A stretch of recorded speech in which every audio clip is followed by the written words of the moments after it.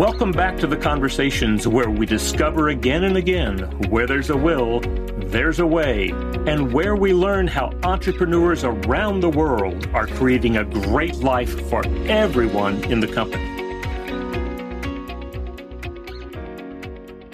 Well, welcome to Where There's a Will, There Is a Way. And we have some people on today who are going to talk about how to help law firms become the best that they can be and how to get what those law firm partners, how to help them get what they want from their law firm. And we've got a very experienced integrator of EOS, been working for 14 years with Mike Morse Law Firm in Detroit. John Nachezel is the integrator for Mike Morse Law Firm. And Mike was working with Gino Wickman right at the beginning of Gino's coming out party when he was putting EOS out into the world. So, John, welcome.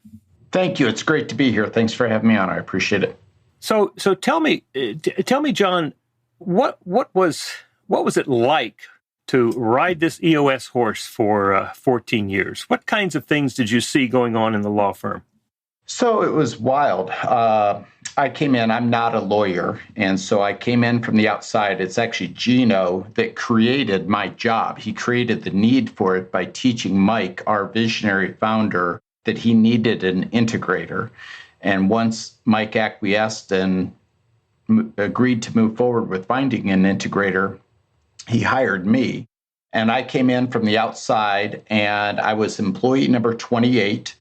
And there was a thriving law firm in many respects. Lots of cases to work on, quite a few people, huge energy, but it wasn't always controlled in the most effective way. And it felt out of control and a bit chaotic.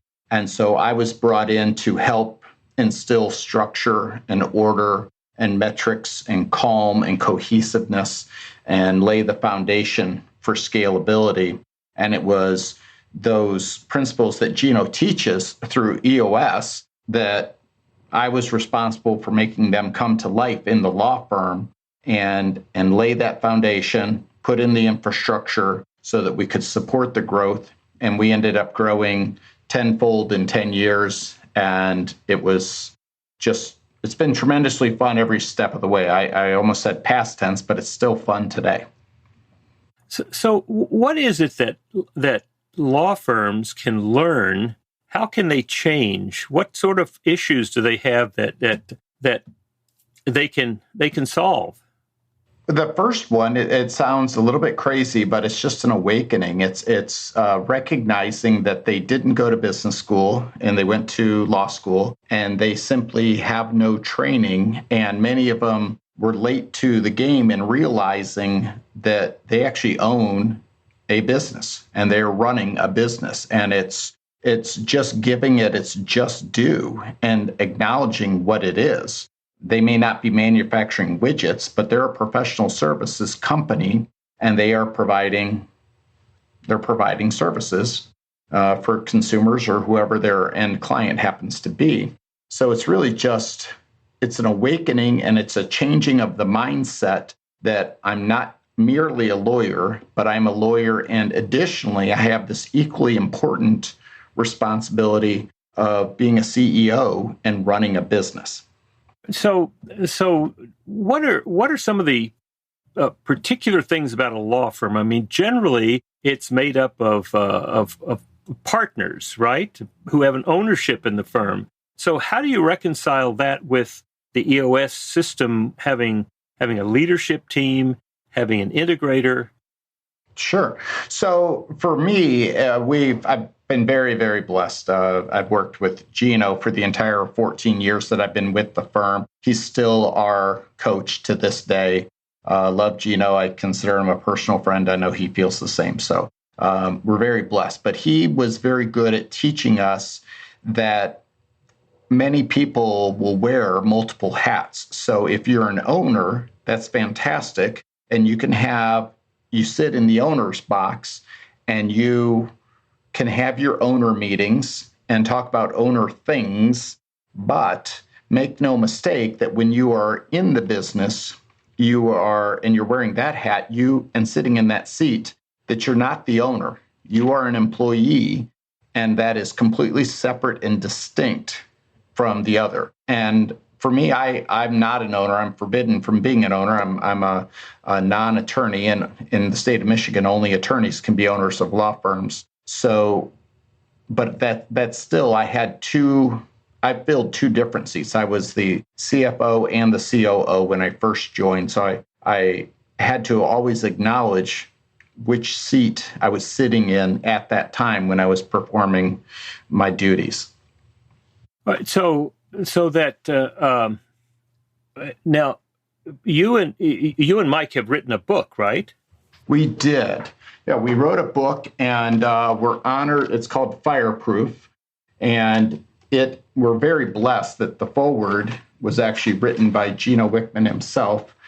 So we really were honored by that, and we tell the story, the real life story, and in many ways it's an EOS journey. There's other elements to the story as well, to be sure, but it shows how a law firm went from out of control and kind of bursting to scalable and under control, with all the right people in all the right seats, with all the numbers dialed in, with all the processes simplified, documented, being followed by all. It showed how you can take the chaos and instill an infrastructure and scale it and get all the right people in all the right seats, and what a wonderful thing it is when that can be accomplished.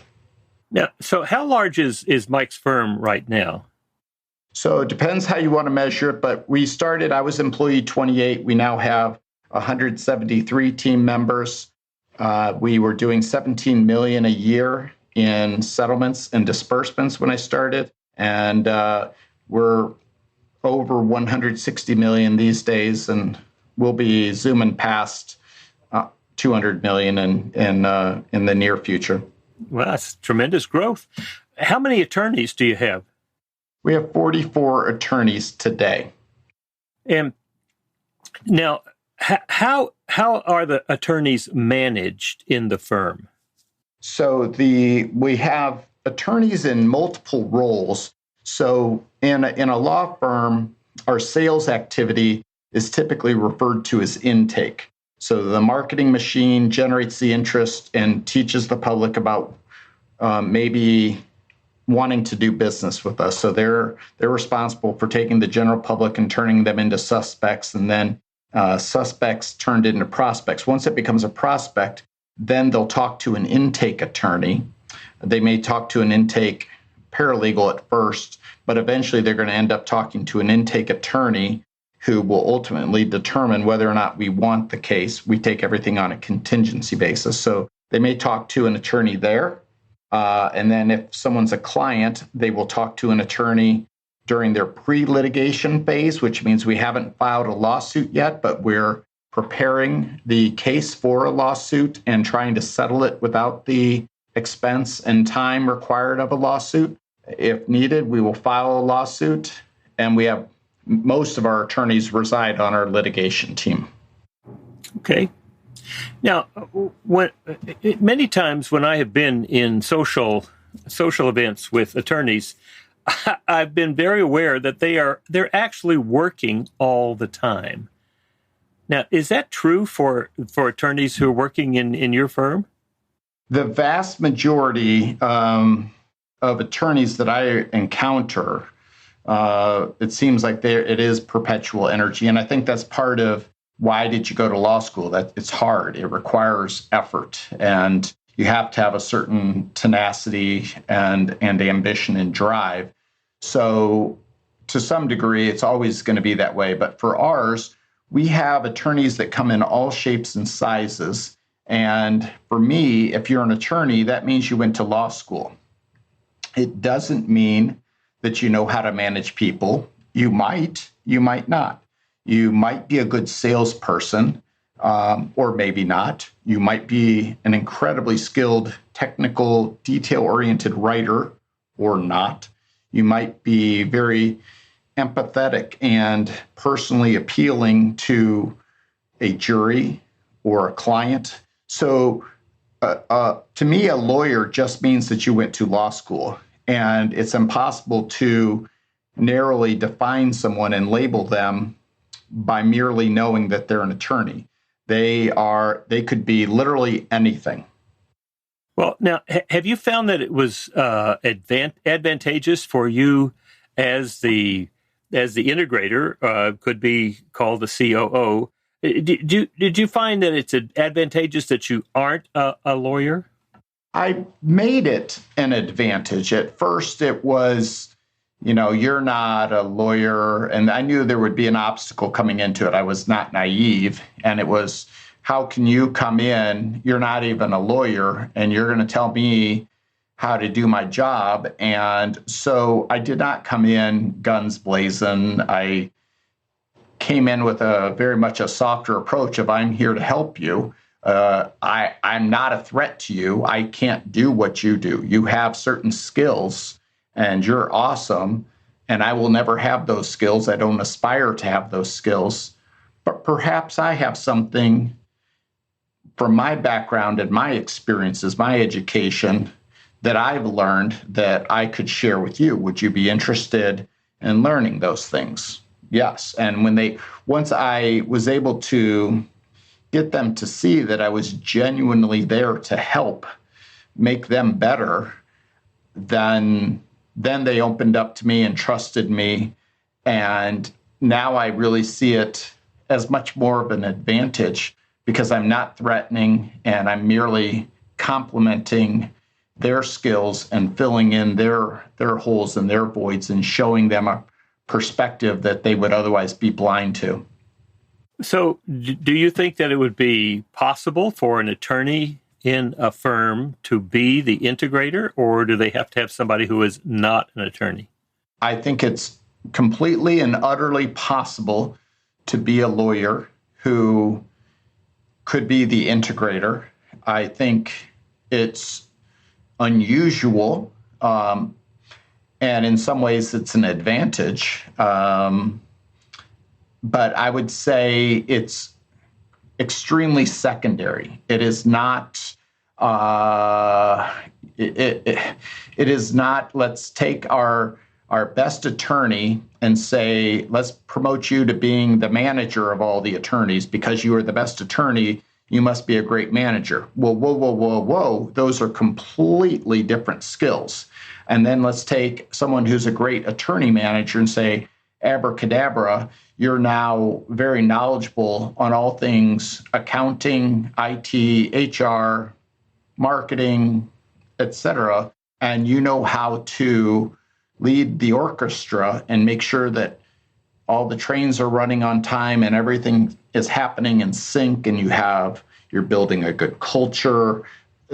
That may or may not have anything to do with the skills that you've acquired in your prior position. So I would say find the right person, and then if they're a lawyer, I don't know, it's a little bit interesting, but it's not very compelling one way or the other. I personally wouldn't hold it against a person, and I wouldn't say that's an extra check mark in their favor. Uh-huh. All right, so talk to me about how EOS has allowed you to live what we call the EOS life, this ideal life where you're doing what you love doing. You're doing it with people that you love. You know that you're making a great contribution, making the world a better place. You're getting compensated appropriately, and you have plenty of time left over for your other passions. So it's interesting that it really happened, I would say, in two phases. One was when Mike turned control of the firm over to me and really allowed me in and gave me some autonomy and some authority. That allowed him to have a more peaceful existence. And I absorbed all of the chaos, and that allowed him to have a fabulous personal life and to make it rain. He was able to go out and drum up even more new business with his free time and energy, he was able to be the visionary that he was born to be. So that worked for him. Then how did it affect me? In an unexpected way, what ended up happening was we were 10 years in to working together, and I turned in the budget for the year. I had forecasted out the revenue and had the budget all set. So my busiest times of the year are ending the year and planning the year. And so it was the end of January. I met with Michael and said, okay, here's what's going to happen this year. Showed him the plan. And now I'm about to enter my boring period. So I know that I now have all the right people in all the right seats. I have all the numbers dialed in. Honestly, it's gotten kind of easy. I'm a little bit bored. So even though we had grown it tenfold, it was actually infinitely easier and less chaotic. And so then I said, I need a project. So if you want to buy a company or if you want to do something fun, let me know. I'm kind of looking for something. And so he came back to me 2 months later and he said, I've got it. We're going to write a book. And I said, oh, really? So it was never on my bucket list of things to do. And then so we wrote a book. We told our story, and eventually a publisher said, okay, why are you writing this book? And we both looked at each other like, I don't know. We didn't really ever discuss that. And we just started writing this book. And then what it became all about was just trying to pass on the lessons that we learned. We're both teachers at heart. I was a basketball coach for 22 years, a volunteer coach always. And we just like teaching. And how stupid would it be if we had made mistakes, learned lessons, and not paid it forward and not shared it? So we tried to write it all down in our book, Fireproof, and shared our story, and in hopes that others would read it and avoid the struggles. They'll have to have some struggles, but hopefully they can make it through faster, and it won't take them 10 years to accomplish what it took us.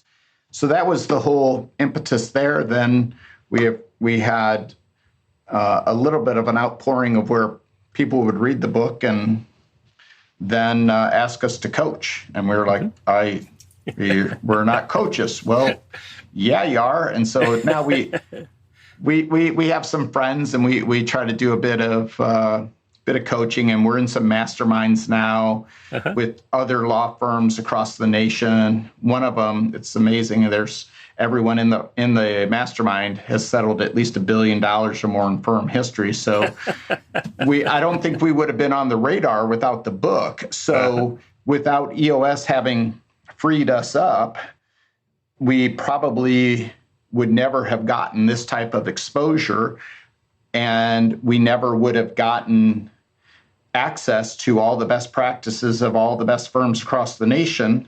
And then the circle of life just keeps repeating. Right. And then there's even more to share. Well, that book, I have read it several times, and I've given it out to a number of people. And it's so good that what I can tell people, if they will simply email me at will.crist@EOS Worldwide, I will send them a free copy of Fireproof and let them see how they can make their business better, their law firm better, and also improve the quality of their life. So those are important things to do. Now, are you working over 40 hours a week? I am, but it's a choice. I'm just a driven person. I enjoy it. And first, I just have to pause and just say thank you so much for your support of our book. That was just a really kind gesture you just made, and I just want to acknowledge that. Thank you. So no problem. I feel like I've always, as far as how much I work, I've always done 1.5 jobs. So for 22 years, I was a basketball coach. Before that, I was in grad school at night. And now I'm an empty nester. I have 4 kids, but they're all off at college or beyond. And I have acquired this knowledge and skills, and I have outlets for them because we have bright, shiny objects that find us faster than at any other point in my career. And I want to do all of them. Gino won't let us do all of them, but I want to do all of them. And so I I I do work because it's really fun, but it's an active choice that I make. And if I loved golf, then maybe I'd go golf. I do like boating, and we have a place on a great lake, Lake Huron, and I enjoy spending time up there. But before my grandkids show up, I'm going to enjoy this time of my career where I can just go for it professionally. Excellent. Oh, that's excellent. That's a lot of fun. And it's now, how about the rest of the, you said you had about 140 people in the organization? About 173 Oh, today. My goodness. Yeah. Are they all living the EOS life, their ideal life? Oh, I think so. And we really, I think when we talk to other firms even, that's one of the things that I often highlight is they'll say, well, why are you guys successful, or why are you structured in such and such way? And one of the things that I think that we've done an especially good job of is putting people in their sweet spot. And if someone is supposed to be good at 8 things to do their job, and truth be told, they're terrible at 6 of them, and they're truly outstanding at 2 of them, I don't see them as a failure. What I see is, oh my gosh, you can do 2 things really well. And then can we make use of that? Can we build the puzzle? Can we allow you to do these 2 things that you're awesome at and you love doing, and let you do it all the time? If we can do that, then fantastic. We've got something where the employee is thrilled, we're thrilled, and it's a win.